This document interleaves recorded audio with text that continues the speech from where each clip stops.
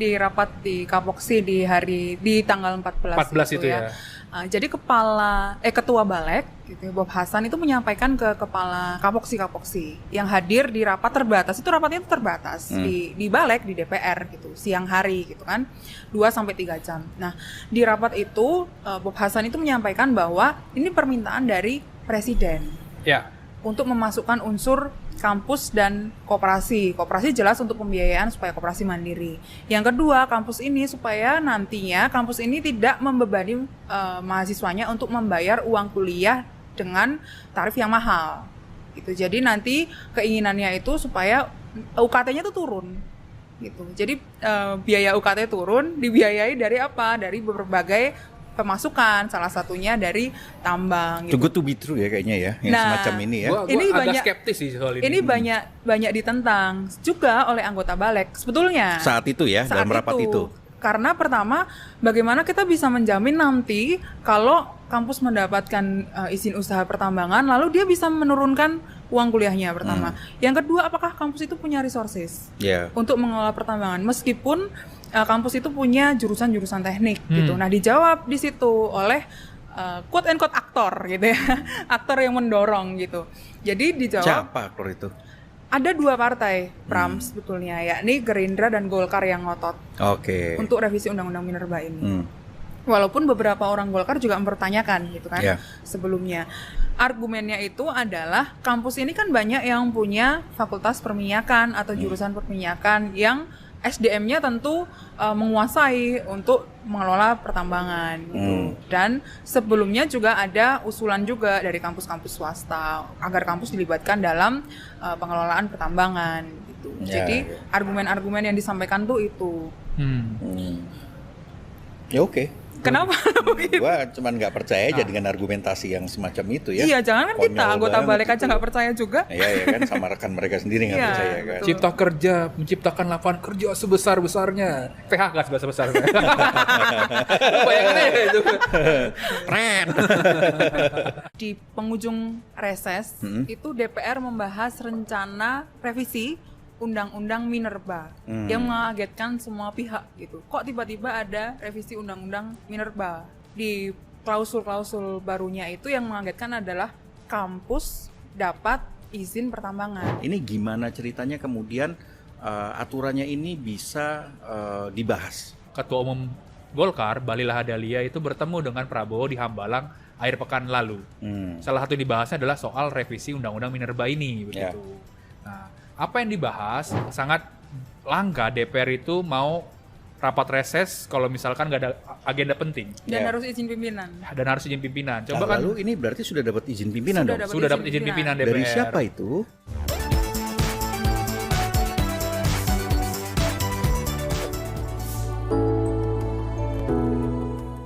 Saya kaget kemarin Pak Batyar Hamzah, Deputi Gubernur BI menyatakan dia kaget ekspor naik tapi tidak ada dolar. Justru saya kaget, Deputi Gubernur Bank Indonesia kaget. Nah itulah Presiden Jokowi menyatakan ekspor nikel yang diserahkan ke Cina katanya naik dari 2 miliar dolar menjadi 20 miliar dolar. Tapi nggak ada yang kembali. Itu sama dengan menyerahkan tambang kita ke Cina dan diangkut ke Cina dan tidak kembali. Tapi saya paham, pasti dia tidak berani mengemukakan kemana uang nikel dan siapa di balik ekspor nikel, kemana uang batu bara dan siapa di balik ekspor batu bara, kemana uang CPO dan siapa di balik ekspor CPO. Kalau kita meninggalkan pemimpin-pemimpin yang tidak bernyali, maka bangsa ini akan habis dijual. Negara ini hanya bisa diselamatkan kalau pergantian rezim dari mental kacung kepada orang-orang yang bernyali.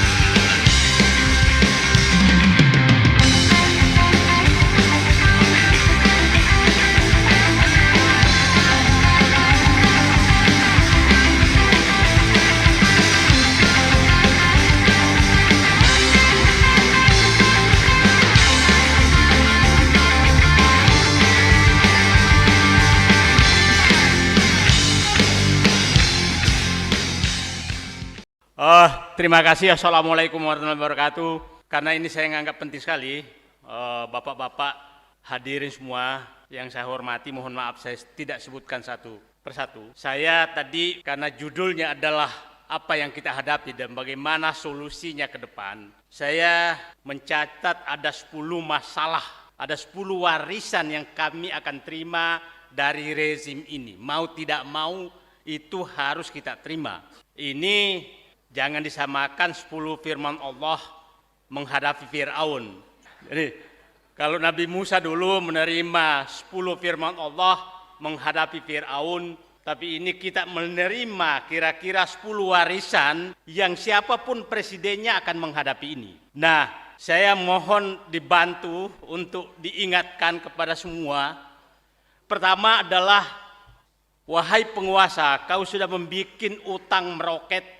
Kalau Bung Karno dulu membuat, Pak Harto dulu membuat utang itu hanya 0,047 triliun per hari.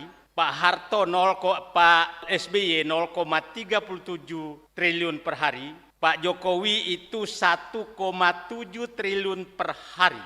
Kalau ditambah dengan BUMN 3 triliun per hari. Jadi kalau ada yang menyatakan negara ini makin bagus, tiap hari kita ditambah utang 3 triliun per hari.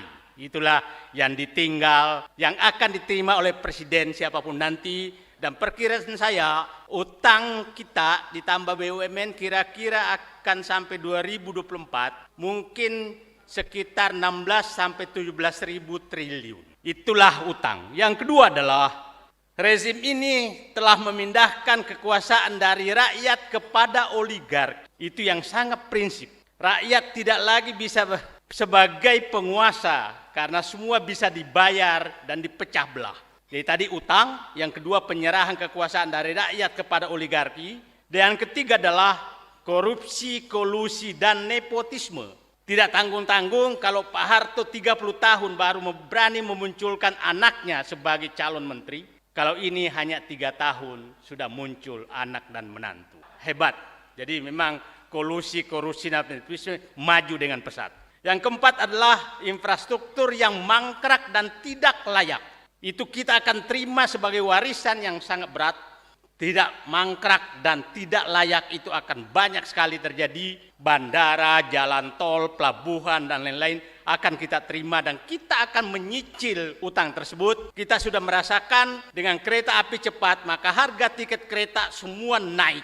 Dan itu juga akan terjadi di tempat-tempat lain, nanti akan naik semua karena beban utang yang sangat besar. Ya, beban daripada infrastruktur yang mangkrak itu, karena setiap mangkrak maka dibebankan ke yang lain. Yang kelima adalah hancurnya kohesivitas sosial. Tadi yang dipecah belah selalu adalah umat Islam. Dan itu sedang dihancurkan. Siapapun yang tidak menjilat penguasa, maka dicap radikal, kadrun, teroris. Itulah cap yang diberikan kepada orang-orang bukan penjilat. Mungkin saja nanti yang rombongan tadi yang datang dari Sumatera, dari Jakarta ke sini, yang menemani Pak Gatot, ini istilah saya rombongan manusia-manusia bernyali. Datang ke Sumatera Barat, mungkin saja pulang bahwa inilah rombongan manusia kadrun. Itu pasti diberikan oleh mereka. Tapi nggak apa-apa, kita terima saja gelar-gelar itu. Tapi saya menyatakan rombongan Pak Gatot yang dikomandani Pak Batiar Hamzah adalah rombongan manusia-manusia bernyali untuk ketemu orang-orang yang mendirikan NKRI ini di Sumatera Barat. Yang keenam adalah ketidakadilan. Ketidakadilan sangat nyata dihadapi oleh kami. Tadi Pak GN menyebutkan ada 3 narapidana, yaitulah korban ketidakadilan. Tapi bangga sebagai narapidana. Saganda Dainolan, Anton Permana, dan Jumhur Hidayat.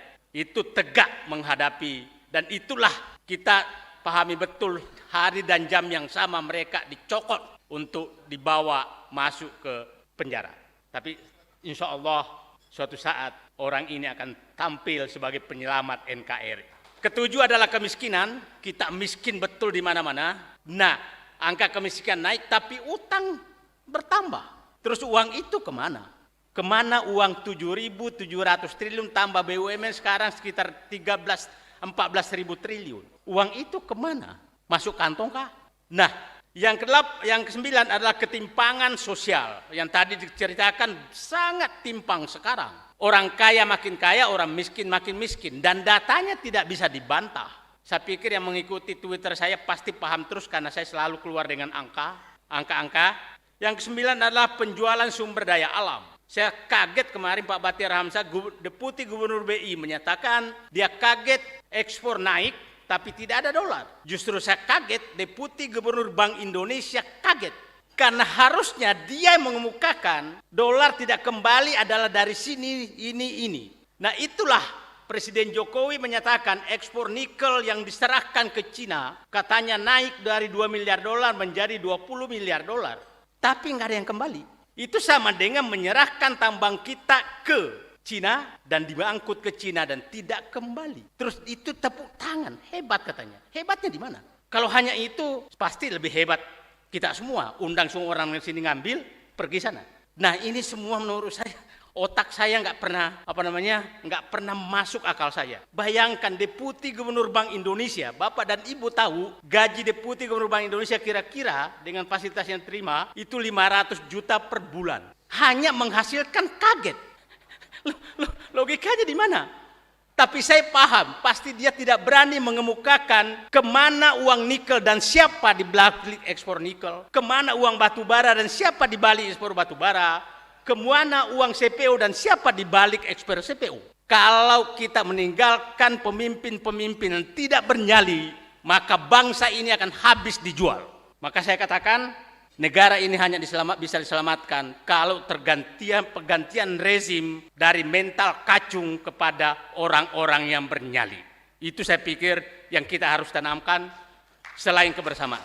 Saatnya mental kacung menyerahkan kekuasaan ini untuk menyelamatkan negeri ini kepada manusia-manusia bernyali yang berhasil, yang punya semangat dan tidak takut menghadapi para cukong-cukong kekuasaan yang membungkus diri sebagai mentor pada politisi-politisi tertentu. Itu saya pikir yang perlu kita rumuskan nanti malam karena saya harus pergi, bahwa saya katakan bangsa ini hanya bisa diselamatkan apabila terjadi pergantian rezim.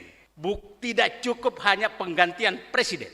Kalau hanya penggantian presiden, rezimnya masih sama, maka 10 hal yang saya katakan tadi itu akan berlanjut dan makin dalam. Jadi saya hanya menitip 10 hal tadi. Saya betul-betul berharap bahwa ini penjualan sumber daya alam kita harus hentikan, utang harus kita bayar. Utang ini, asal Bapak tahu, itu puncaknya nanti kira-kira di akhir pemerintahan berikutnya. Karena dia membuat utang itu jangka pendek, rata-rata 5-6 tahun. Dan bunganya sangat tinggi. Sangat tinggi, itu sekarang 6,2%. Pembayaran pokok utang kita sekarang sekitar 450 triliun bunga saja, 450 triliun. Ditambah pokok kira-kira 500 triliun, jadi 950 triliun hanya bayar utang. Hampir 50% pendapatan negara hanya dipakai untuk bayar utang. Jadi jangan Bapak dan Ibu heran, pupuk susah didapat, BBM harus naik, listrik harus naik, apa segala naik. Karena tidak ada lagi uang dipakai untuk subsidi itu. Dipakai untuk bayar utang. Nah, dengan bangga terus menambah utang.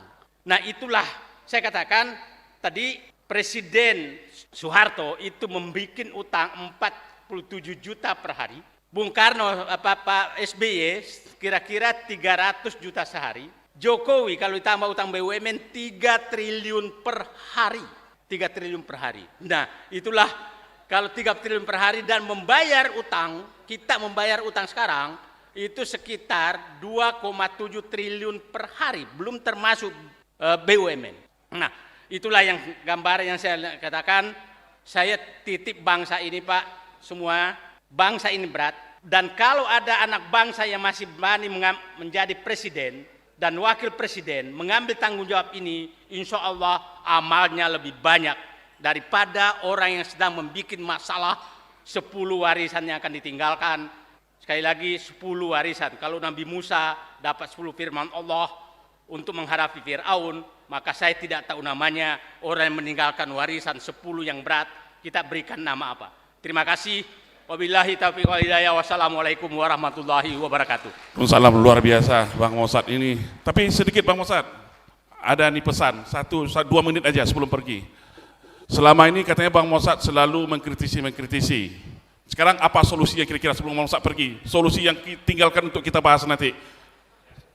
Solusinya ganti pemimpin yang bernyali, panggil semua perampok-perampok itu duduk, kasih pilihan, lu mau kembalikan ke negara atau lu mau ikuti aturan yang aku bikin. Hanya itu.